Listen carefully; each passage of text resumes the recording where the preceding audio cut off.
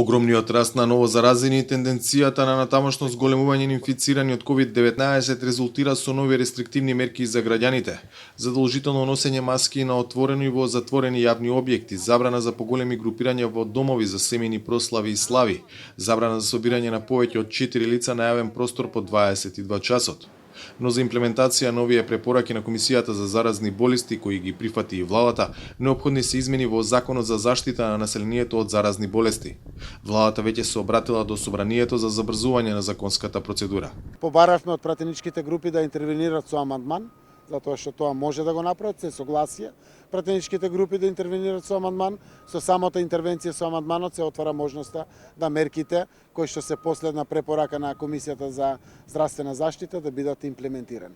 Верувам дека до крајот на месецот, можеби ако бидат побрзи почетокот на идната седмица, може да се направи таа измена. Сега на потек е парламентот, зашто очекувањата се дека овие законски мерки ќе придонесат за намалување на бројот на заболени кој во овој период експлодираше. Опозицијата бара други мерки.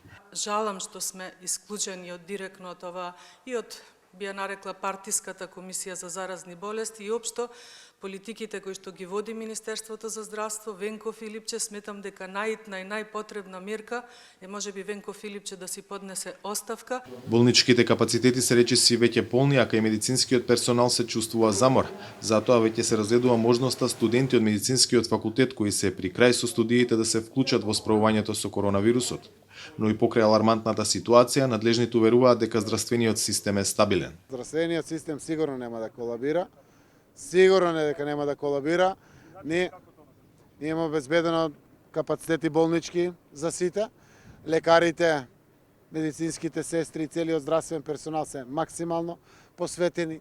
Полицијата и инспекцијските служби се ја вршат работата, но најголема помош ни се граѓаните. Ако навистина ги почитуваме мерките, можеме многу да им помогнеме на лекарите и на вработените во здравствениот систем. За Гласот на Америка, од Скопје, Владимир Мирчевски.